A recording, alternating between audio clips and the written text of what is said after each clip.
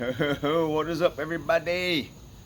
Hey, this is the 28th of October 2020, and this is SITREP 47. Hope everybody out there is doing good. I'm gonna get right into this. I ain't talked to you guys in a while, sorry about that. Um, so, uh, 6 months ago to the day, uh, since I had my radical tonsillectomy surgery on my throat. So I want to review kind of like then to now, kind of that period up to now, and then kind of give you a quick comparison of SITREP on what's going on lately. So if you recall SITREP 28, that was kind of mid-March. I was complaining mostly about upper body joint pain. My taste buds were still recovering at that time. I was trying to eat. It was kind of difficult. My salivary glands were still recovering. They were slowly improving. I had chemo fog. Kind of felt like I was half asleep half the time. I had an upset stomach after eating, and even sometimes when I just think about eating, my stomach would get upset. I had constant nasal drip in the back of my throat. My weight at that time was about 160 pounds. So before all this started, I was up to about 184. So at that point, I had lost 24 pounds. This was post chemo and radiation. If you remember, I finished up chemo and radiation on the 8th of January. So now we're talking mid-March, so February. So this is about 60 days later. And throughout chemo and radiation, I lost about 24 pounds. I hadn't been using my feeding tube for a while. I was trying to get back into eating because one of the things you need to do is show that you're able to swallow and eat well, and at least maintain your weight. If all that's going good and you go for your PET scans and those come up clear, then it'll actually take the feed tube out, because there's a reduced threat of you coming up hot for cancer again. This is my first full week back to work, and as you know, if you follow me and look at my previous videos, I was only back for 4.5 days, and then they sent everybody home for COVID. so I've been cooped up in the house since like October until now. It's mid-March, so that's at November, December, January, 1st. It's like 5 months. Finally got out of the house, go back to work. I was back to work for 4.5 days and got sent home. Terrible. It was such a bummer. So in that video, I got in my feelings, right? Because I realized I hadn't really talked about how I felt about what was going on much, and I talked quite a bit in that video about my feelings. I don't know if it was so much my feelings. I think the bottom line of what I was trying to get across was that there was so many unknowns, right? Getting a solid, clear diagnosis of a prognosis when you have cancer is impossible, because it's just, there's too many factors, right? So, and that puts you in a certain place. It's not a happy place. So, I also had that was about my 60-day post chemo and radiation PET scan, was around that time. And I talked a little bit about that in respect to, again, fear. I had taken this PET scan, the one that you do about 60 days after you're done with chemo and radiation, and I didn't have the results yet, and I was scared, and I was kind of like, hey, it might come back where they didn't get all the disease, right? And I said that in that SITREP. So that was SITREP 28 mid-March. SITREP 29, which was a couple weeks later on the 1st of April, I got the PET scan results back, and as you know, the news wasn't good. There was still some residual disease, and from there we pretty much went right into schedule radical tonsillectomy surgery mode.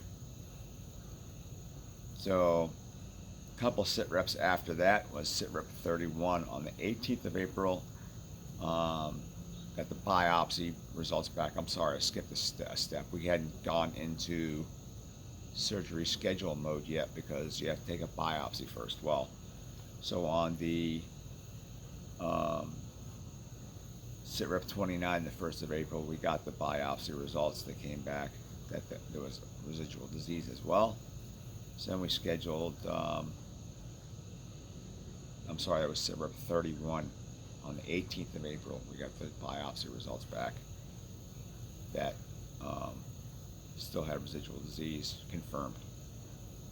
So we scheduled the surgery, and that happened 6 months ago today, the 28th of April. And then since then, in July, I had another PET scan, so this is after surgery, and that came back clear. So as of the 28th of July, I've been clear of cancer.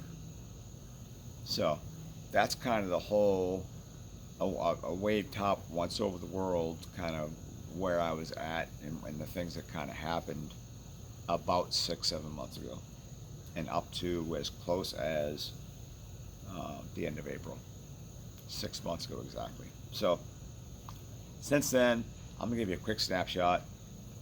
Chocolate right now smells like chemicals for the most part. Even gelati, one of the things that I love, my brother loves that. I usually get the pina colada. Well, the Italian ice part of it, of all things, tastes chemically. The vanilla ice cream is fine, but for some reason, the Italian ice is terrible. I still have lockjaw. I use the TheraBite to crank my mouth open every night. That's going to go on for the rest of my life because of all the scar tissue that's built up in my jaw, and because of the radiation. It just stiffens up all the tissue in my jaw, and because of all the material that was removed in my jaw and in my neck to get rid of my tonsil and all the surrounding tissue. So what that's kind of led to is that I'm going to be on pain meds probably for the rest of my life, as long as I have to use the TheraBite to free up my jaw. And right now I just switched drugs. I was on oxycodone, but we switched over to morphine. So we'll see how that goes. I take a small dose throughout the day, and then I do a couple of kind of shock boosts when I just do my stretching. So my taste buds and my salivary glands are pretty much back, probably about 90%ish, but it's weird. Like some things that I try now, it's like back to when the first time I ever tried them. Like the first time I had a beer post surgery, it actually tasted like the first time I tasted a beer when I was a young man. You know, like carbonated water with a like hoppy flavor, right? It happens with almost everything, not everything, but a lot of things that I eat now. Some things I used to love, I don't like anymore so much. A lot of things that don't taste the way that they used to at all. It's really weird. Traveling with work again, I've taken 3 trips now in the last probably about month and a half. A couple of them were distance out to the West Coast and out to the East Coast. And I just did a trip today. I don't know if you can see, I got pretty much smoked. I was on a range all day, so out in the heat, so I got kind of burnt out there. But it's cool to get out of the house, My energy is kind of meh. For the most part, I'm pretty good. It seems like my energy dips mid-afternoon. I think it might have something to do with eating. Like you're always kind of tired after lunch, but this is like that on steroids. Like I just like come down like off a caffeine high, and I just like I just want to crawl in a hole and die. My ear ache and pain is pretty much gone for the most part. What is this still in my ear? I was listening to YouTube before I come out here, so that's pretty much gone for the most part. But it's hard to say because your jaw joint and your ear are in such close proximity that I don't know if it's gone or not, but it kind of doesn't matter because I'm on morphine all the time now anyway. So my sleep lately has also been kind of meh. The past probably week or maybe week and a half have been really kind of sucky. I don't know what's going on with that, but yeah. I got my feed tube out. I think I showed you this guys before. See it? So that's really cool. Like I've taken a picture every day since it came out on the 11th of September. So what I want to do is kind of like put together a video collage so you can kind of see it like heal up, which is kind of cool. But they don't like put stitches in there. They just pull this thing out and put a pressure bandage over it that you take out 24 hours later, and that's it. And then you just like you put a band-aid over it or whatever, because it seeps for a little while until it starts to heal up. But yeah, be looking for that video. It should be pretty cool. And I also got my chest poured out, which you already know, that thing that used to go up into the artery in my neck. So that's pretty much it for that stuff, guys. I don't want to take too long on this video. The next steps for me, I want to increase my ability to swallow and my ease of eating, because right now eating is still a struggle. So even if I'm hungry and I want to eat, by the time I get like halfway through the meal, my jaw is tired.